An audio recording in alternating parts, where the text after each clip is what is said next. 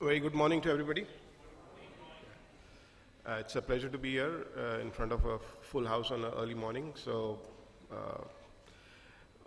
with people from the financial industry, I'm going to talk on a subject which is a bit away from this, from the financial space, more about marketing, I guess, more about promotion, using social media.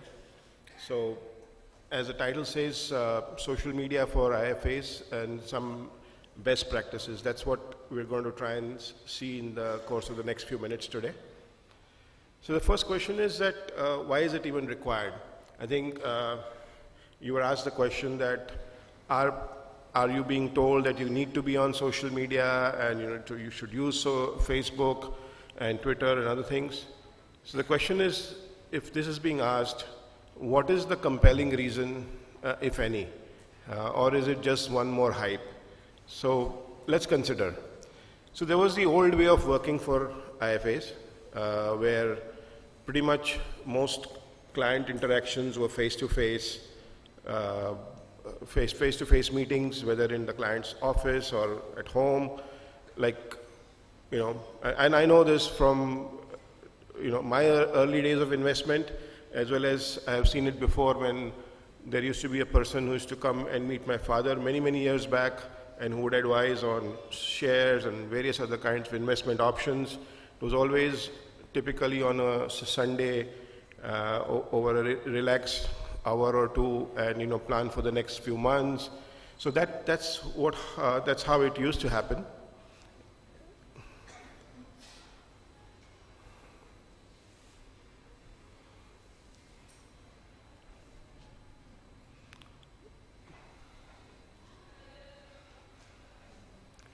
Sorry, technology has its way of giving issues. It's not moving ahead. Okay.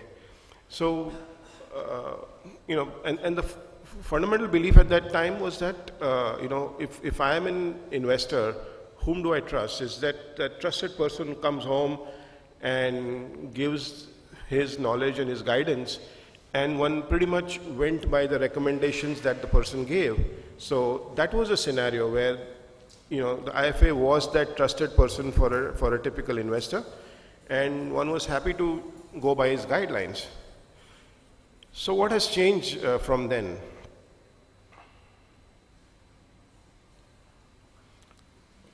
Is there an issue with the? Do you have another? Okay. If it's going to be a problem if every time I need to push the slide ahead. Is there a second copy, or does it? Yeah. So what has changed?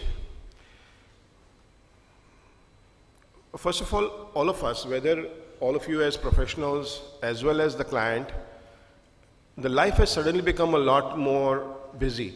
There's lots and lots of things to do, lots of different products to sell for all of you as well, and many clients.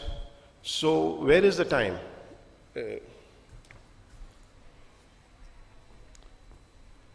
Where is the time to really do justice to the way it used to happen earlier, where you have a relaxed Sunday afternoon or Sunday morning and spend time?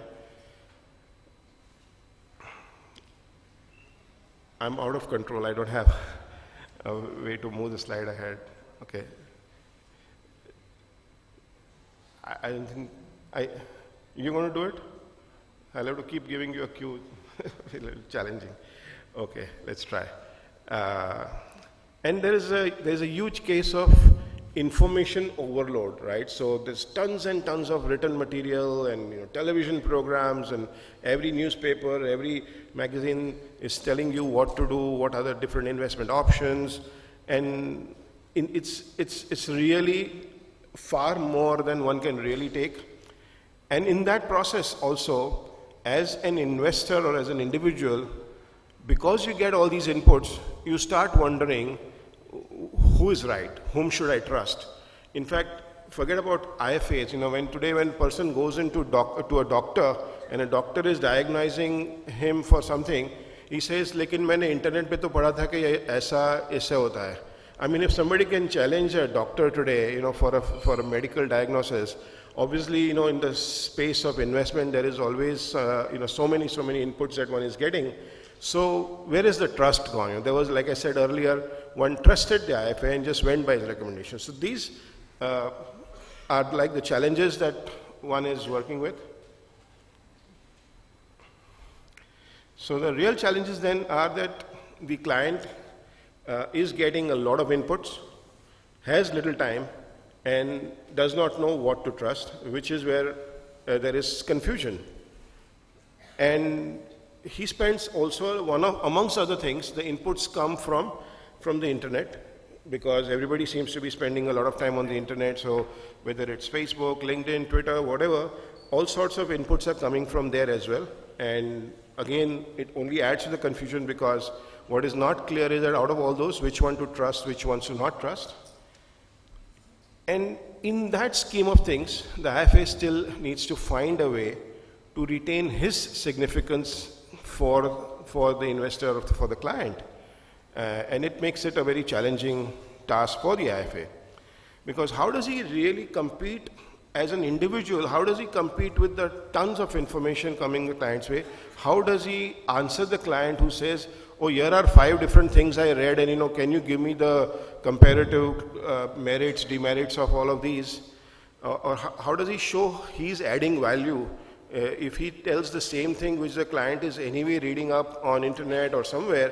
Then where is the value addition? So one would say that, okay, so if I'm going through you, what benefits you are giving? Is it just the filling out of a form or something, which also today has become an online activity? So what's the value addition you're giving? And but besides everything else, how does he even get the attention from the client? Because the client is leading a busy life, and if he doesn't come out as somebody who is adding value to the client might be resisting to giving him a decent hearing, a decent time, a decent slot of of his time. So that's a challenge for IFAs. So then, if I have to summarize the task at hand, is that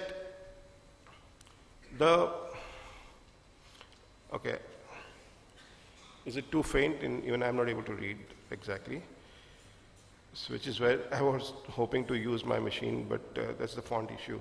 So using social media to connect with the clients and provide value to the clients through the means, so as to re-establish the trust and showcase the value addition that an IFA brings to the client, is essentially the task for the IFA from using social media. So how does that happen? But before we even get into the how, let's understand what does it take? What are the tools available to you? So having seen that the task is very clearly that there is an opportunity to use social media, because that's where your client, the investor, is spending a fair amount of his time. And if you can also use the same route, A, to get across to the client, and B, to use it to add value and show your relevance and your value addition to the client, that's the opportunity. But how does that happen? Like I said, before we get to the how, let's first understand what are the tools you have to achieve that. And tool is what we may call it as a social media toolkit of sorts, and which is where maybe the top 4 platforms come into play. These are the 4 most common, most used platforms which may be relevant for this audience and for this purpose which you have. And these are Facebook, Twitter, LinkedIn, and YouTube. And we'll quickly look at each of them. So Facebook is the most common. I'm sure all of us must be on Facebook in our individual capacities, connecting with our friends, sharing photographs, seeing photographs of our old classmates and whatnot. So the platform of Facebook is clearly the biggest, most popular one. How does it, so first of all, what is Facebook from a consumer's perspective? How do you define Facebook in terms of what its role is? So it is different things for different people. So for somebody, it might be a way to consume entertainment, because he or she gets a lot of video content on their feed, and they look at the videos through Facebook. For somebody, it may be a way to connect back to friends. For somebody, it may be a way to join some groups and engage on the subject of their choice. The subject could be a hobby, it could be a business, it could be a profession, it could be anything. So it's different things for different people. But the way I kind of conceptualize it as a sum total is that it's a social utility. Okay? As the word utility goes, utility is something which we need on a day-to-day basis. It's like our electricity and water and whatever. It's a utility. So in this case, it's a social utility. It's that one platform which connects us to our family who's spread out, our friends, our old classmates. It enables us to share news. It enables us to receive. It enables us to talk about events like this one, etc., etc., etc. Okay, so that's the utility. And as utility goes, it is something which is integral. It is required. It's useful. It's valuable. It's convenient. It has functions which it serves. It is a service, it gives a lot of benefit. That's the bottom line in terms of understanding what a utility is. And the kind of use people do is they put out a status update, they share photographs, they play games, they see videos, they connect to friends, they write notes instead of, like blogging. All of these are possible on a single platform of Facebook. Now, from a company or a brand or an individual, so going away from you as an individual to you as a professional, to you as an IFA, it's an equivalent of being a company or a brand of sorts. So what are the most common uses in that case? The first thing is that there is a concept of a Facebook page. As against individuals, all of us, when we are on Facebook, we have what is known as a Facebook profile. It's an individual profile. A Facebook page, on the other hand, is like for a brand or like if you have a company name, you can create a Facebook page, and from that page or through that page you can keep sharing content which the people who follow you or people who choose to receive your updates from you will receive those updates which you keep sharing. So, and as you are sharing those, so for example, you manage to get a lot of your clients to connect to your page, and you keep sharing those updates, they may even be able to ask you questions or comment on the update you have given, and in that process you have an engagement happening with them through a simple Facebook page. So it's like a way to connect with a whole lot of people at a very low cost, sitting from your home or your office. So that's the ability which it has. In many ways, it's also thought of like the new email. So people are very sensitive to getting too much email in their inbox. It is often thought of as spam, because a lot of junk mail keeps landing up into your inbox. But one is a little more receptive on Facebook. So on Facebook, if you see a lot of updates, one doesn't say, oh my God, there is just so much junk coming. Usually not. So on Facebook, on their feed, if your update goes out from your Facebook page, it is not treated with the same level of contempt as a typical one more email in one's email inbox is treated. So, and there is a way to do direct communication with your potential client or consumer, and which is why it is thought of, or conceptually you can think of it as like the new email. And besides a page, from a company or a professional perspective, what you could also use are slightly different versions. There is something called Facebook group. So where a page is from you to various other people, a group can have lots of participants. So for example, the entire group here, all of us sitting here, could be potentially on a Facebook group, and we could be communicating over that group to each other, creating a lot of discussions, commenting on discussions on various topics. So that's a group where everybody is more democratic in a sense. A Facebook page is like owned by one person, and he or she is distributing or disseminating content, whereas a group is something where it's like a group owned thing, and conversations and discussions happen, which could also be interesting if you want to create, for example, on certain, let's say, views on budget and how it will impact investments in the country, could become a group, and you can get several people onto it and generate discussion. Now, as long as people know that you are the one who is running the group or moderating or using it, there is a fair amount of credibility and goodwill that you will get, in spite of not being in total control, if I may use that word. but you'll still get, because there's a lot of conversation happening as a result. So that's one interesting way in which you can exploit Facebook. The other is events. So for example, we have an event like this. So if you have an event for your clients or whatever, you can use Facebook events, and it enables, through the event concept, it can send out invitations, it can take up RSVPs from there, and people can share directly from there that, oh, I'm going for this event. So if you have invited 100 people through that event on Facebook, if they say yes, or if they say they are coming, it also spreads to their friends who may be beyond the 100 which you have listed out. So if you are creating some event where you want a lot of people to come because you're going to do some kind of marketing effort from your end, you are happy to let the word spread to more people, and that happens through the means of a Facebook event. And then there are concepts like a cause, which is like, people take up that, I'm against this, I'm for this. So those are probably not as relevant from a professional perspective, but these are the different kinds of possible usages from a company or an NGO or those kinds of bodies to use Facebook, besides all of us as individuals using it in the form of a Facebook profile. So these are the examples of Facebook pages, and I'm personally not able to see it very close, but these are both examples from the industry. And like I said, once you create a Facebook page, it doesn't matter how small or big you are. You can portray, you can create a perception of being as big or as small as you would like to. In the sense that if you create a nice looking page, if you put out a lot of content, you could be a one-person show operating out of a small suburb, or you could be the biggest company. It will look the same. So it's a question of, it's like how earlier an office and an office space and how well you did up create a perception about you.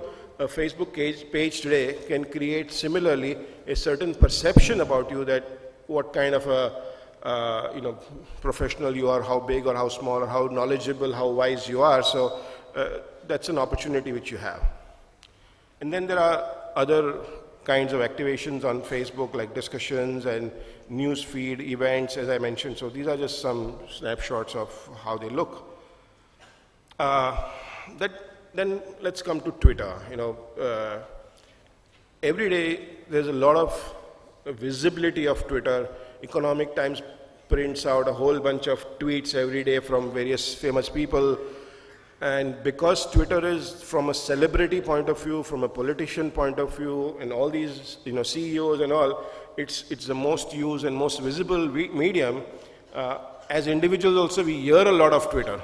When we are seeing news on television, along with it, some tweets are also constantly being shown. Having said that, so we know what Twitter, because of all this visibility, Twitter as a medium is known. However, from a usage point of view, we find that it is the least understood. Because the way it works is, you put a message in 140 characters and you send it out from an outbound point of view. After that, what happens? Who is seeing it? Why am I putting it out? Like for example, why do the kind of usages which people use are, I'm sitting in this restaurant and I'm eating this, or I'm going for this movie, and one starts wondering that, okay, so why is he telling this to everybody? What is the end goal? What is the purpose, right? So on the one side, you see, every celebrity and politician and the PMO and everybody talking on Twitter, and then you see tweets of this kind and you say, okay, so what can I really do with Twitter? Finally, it's a confused space to understand. So what is really Twitter, and what can you do with it?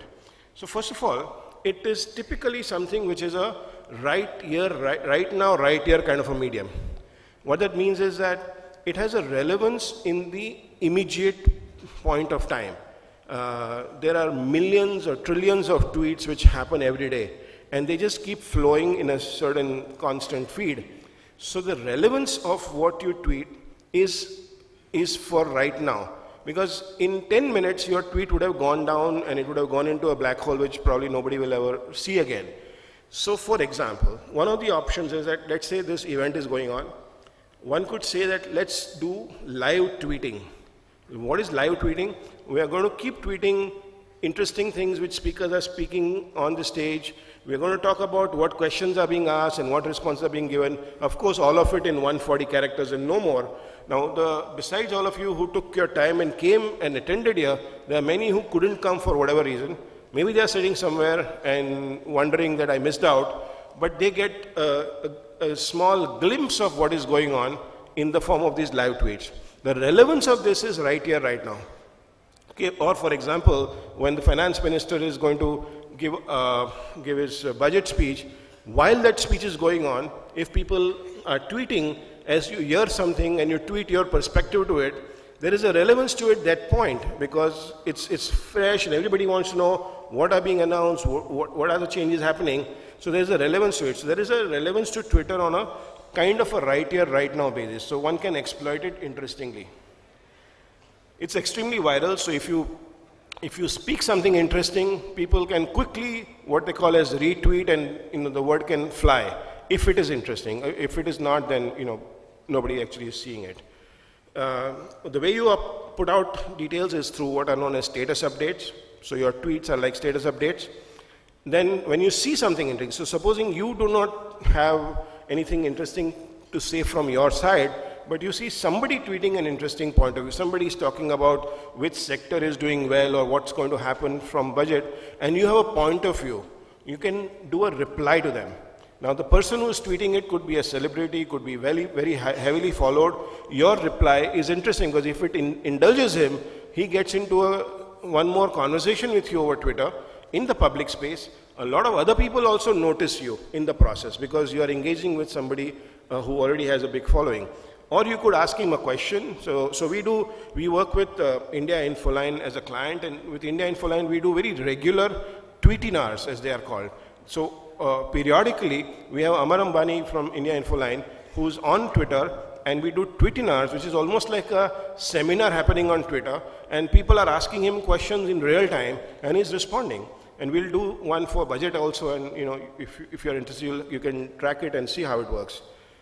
You can do direct messages. So you can, if you don't want to tell the whole world, you can also message somebody on a one-on-one basis, provided you and he are connected on Twitter. You can't, do a direct message to Amitabh Bachchan if he's not connected to you. You can do retweets. So if you like something somebody has said, you can retweet. Again, it just goes out into the Twitter world. And there are concepts of hashtag. There is a hash sign before a word, which is, so let's say again, when budget happens, it'll be hash budget 2015 or something like that, which kind of assimilates all the conversations on Twitter happening with that subject. So anybody wants to see, what are the people talking about budget, they can just look up hash budget 2015 and all the conversations around that can be seen, all the tweets around that can be seen. So if you get into that budget conversation and you use hash budget 2015, then your tweets also start getting a lot more visibility to the world, in spite of you may not be having too many followers on your own Twitter account. There are other ways in which Twitter is used. So you can search Twitter to find interesting content. So even if it has passed long time back, some tweets have happened, but you say, okay, so what were people talking about so-and-so thing? Maybe is there some interesting conversation? You can go and search and find out. Likewise, if you have tweeted something, somebody else could find your tweet. There are things called trending topics. So every day, constantly, Twitter puts out what are everybody talking about today? What is trending? What are the words which are most popular in today's tweets in India or in the world or whatever? So that means that there's a lot of buzz about something. You can join the buzz. You can find out what's the news, why it is trending. So that's the use of trending topics. Lots and lots of times, there are people asking questions. Now, Twitter is completely open and searchable.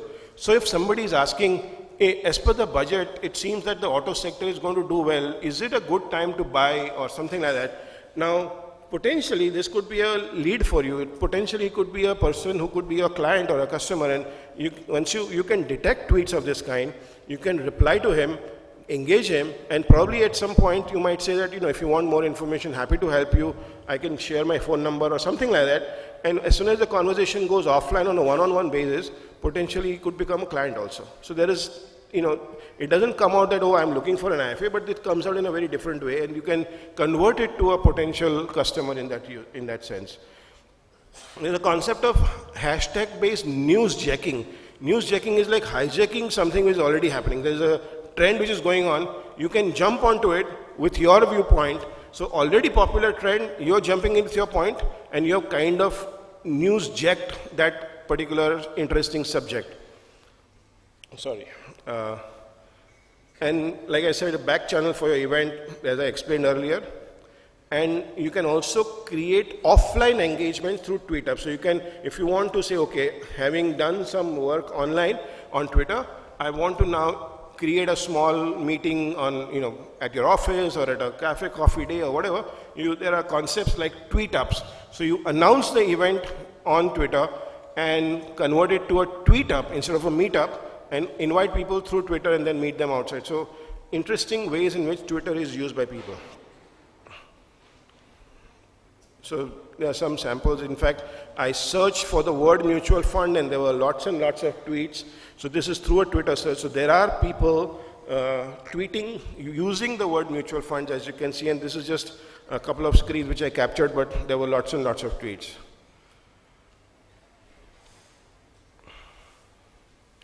Coming to LinkedIn, which is the third platform.